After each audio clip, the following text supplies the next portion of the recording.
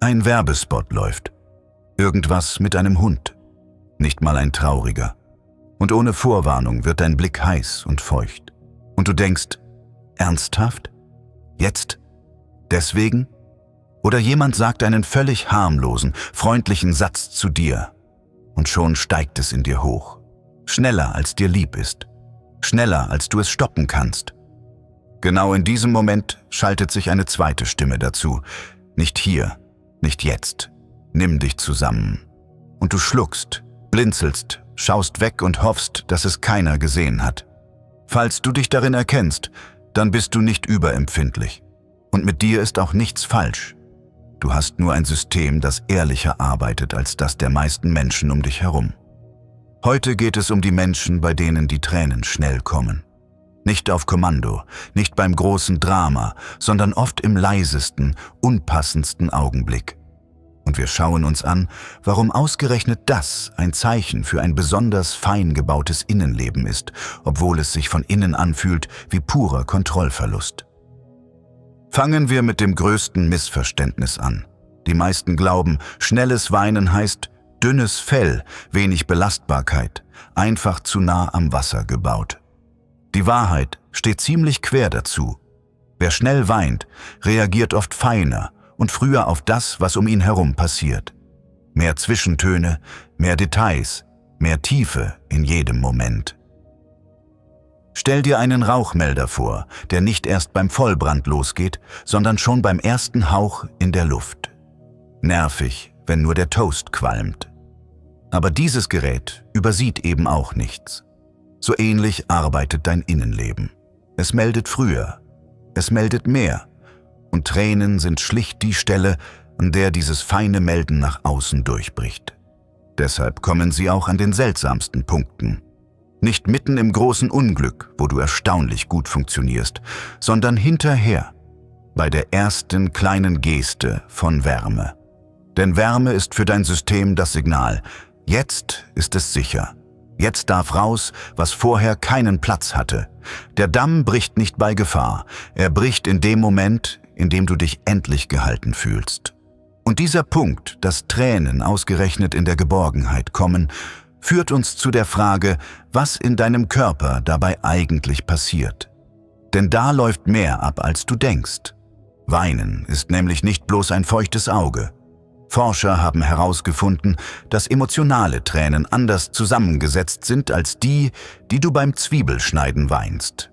In ihnen hat man mehr von bestimmten Stresshormonen und schmerzlindernden Botenstoffen gefunden, etwa Prolaktin und Leuencephalin. Diese Befunde sind spannend, aber ehrlicherweise noch vorläufig und nicht endgültig bestätigt. Und jetzt pass auf, falls dir jemand den nächsten Satz als Fakt verkauft. Die Vorstellung, du würdest den Stress über die Tränen einfach aus dir herausspülen, ist hübsch, aber genauso nicht belegt. Die Menge, die daraus läuft, ist dafür viel zu winzig. Keine Studie zeigt, dass Weinen die Stresshormone schneller aus deinem Blut holt, als bloßes Kummer haben ohne Tränen. Die echte Erleichterung kommt von woanders her, nämlich aus deinem Nervensystem selbst, und zwar in einer Reihenfolge, die kaum jemand kennt. Während du weinst, ist dein Körper sogar erstmal hochgefahren. Der Puls schneller, die Anspannung oben. Der beruhigende Teil setzt meist erst ein paar Minuten später ein, wenn die Tränen langsam abklingen. Dann übernimmt der Teil deines Nervensystems, der für Ruhe zuständig ist, gesteuert über einen langen Nerv, der vom Kopf bis in den Bauch hinunterzieht. Der Puls sinkt, der Atem wird tiefer. Daher dieser typische Moment danach. Diese weiche, fast peinliche Erleichterung.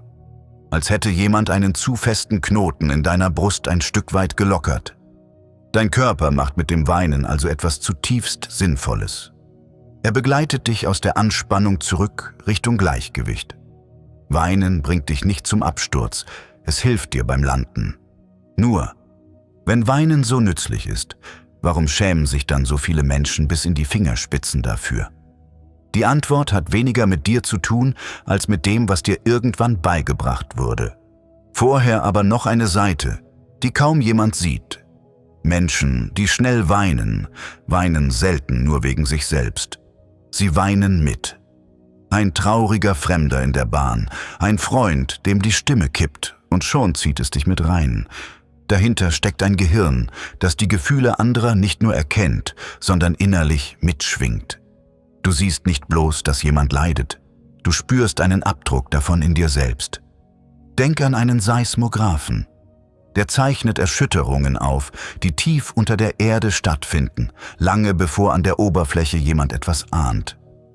Ähnlich arbeitet dein Mitgefühl. Das ist ein Grund, warum solche Menschen oft die sind, zu denen andere mit ihren Sorgen kommen. Sie fühlen mit, ohne dass man es ihnen erklären muss. Sie sind gute Resonanzräume. Aber ein Resonanzraum, der alles aufnimmt, füllt sich eben auch mit allem. Fremder Kummer, fremde Anspannung, fremde ungesagte Sätze, alles hallt in dir nach und will irgendwann wieder hinaus. Und genau hier beginnt das Problem, über das kaum jemand offen spricht. Denn was ein so feines System mit dir macht, wenn die Umgebung ihm ständig sagt, es sei zu viel, ist alles andere als schön. Kaum ein Kind, das schnell weint, wächst ohne diesen einen Satz auf. Jetzt hab dich nicht so, sei kein Baby, stell dich nicht so an, immer und immer wieder. Die Botschaft, die dabei ankommt, ist nicht: Weinen ist gerade unpraktisch. Die Botschaft ist, etwas an dir ist grundsätzlich falsch. Deine erste, ehrlichste Reaktion ist ein Fehler. Also lernst du, den Deckel drauf zu halten. Du lächelst, während innen alles drückt. Du entschuldigst dich für deine Tränen, noch während sie laufen. Sorry, ich weiß auch nicht, was mit mir los ist. Nur kostet dieses Draufhalten wahnsinnig viel Kraft. Ein Gefühl wegzudrücken macht es nicht kleiner. Es macht es nur leiser und schiebt es tiefer, wo es ungestört weiterarbeitet. Dieses ständige Zurückhalten ist wie ein Glas, das immer voller wird. Jeder heruntergeschluckte Moment ist ein weiterer Tropfen. Von außen wirkt alles ruhig, dabei steht die Oberfläche längst randvoll unter Spannung, bis irgendein winziger Anlass kommt. Ein schräger Blick, ein müder Tag, ein Lied im falschen Moment. Und plötzlich läuft alles über und für die anderen sieht es aus, als hättest du wegen nichts geheult. Jetzt eine wichtige Unterscheidung, sonst kippt das Ganze ins Kitschige. Nicht jede schnelle Träne ist dasselbe und nicht jede ist ein gutes Zeichen. Es gibt die Tränen, die einfach fließen, weil dich etwas wirklich berührt hat. Ein Wiedersehen, ein Moment echter Nähe, eine Zeile, die trifft. Die darf man feiern. Sie sind das Zeichen eines lebendigen Inneren. Und es gibt die andere Sorte. Die, die schon bei der kleinsten Kritik kommt. Beim leisesten Konflikt. Wenn dir jemand nur etwas fester widerspricht und du machst sofort dicht und bekommst feuchte Augen. Diese zweite Sorte ist seltener Rührung und öfter ein Überlaufsignal. Dein System steht schon vor dem Gespräch unter Strom und der kleinste Stoß bringt das übervolle Glas zum Kippen. Wenn du dich da wiedererkennst, ist das kein Grund für Scham, aber ein deutlicher Hinweis.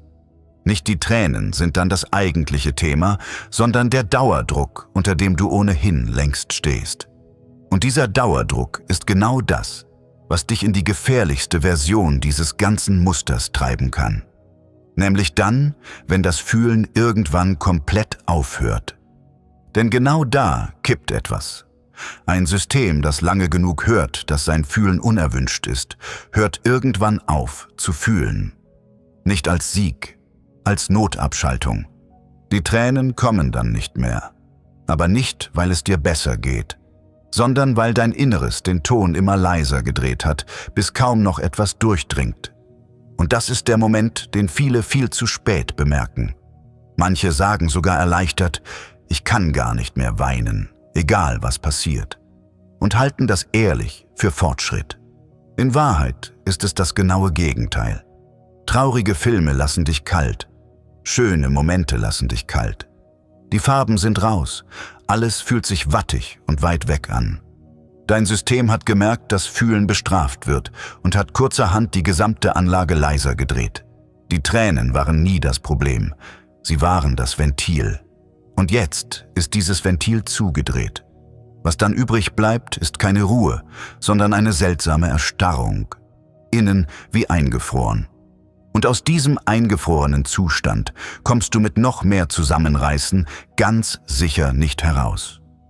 Jetzt die gute Nachricht, und sie ist größer, als sie klingt. Dieses feine System ist keine Fehlkonstruktion, die du reparieren musst. Es ist eine seltene Ausstattung, die man nur falsch behandelt hat.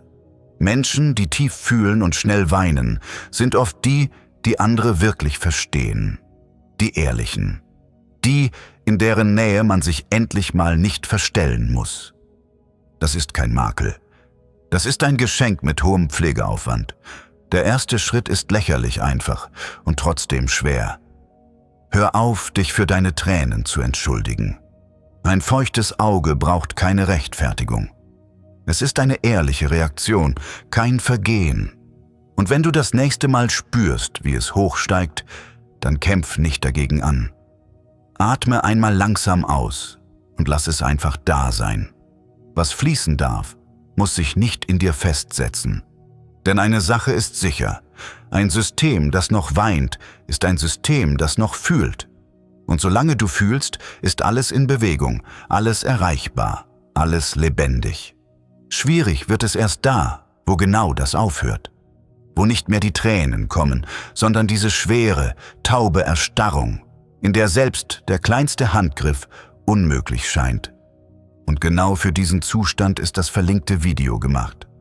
Dort bekommst du keine Theorie zum Zurücklehnen, sondern 6 winzige, sofort machbare Schritte, mit denen dein eingefrorenes System ganz sanft wieder in Bewegung kommt. Ohne Druck, ohne Zwang, ohne dieses ewige Zusammenreißen.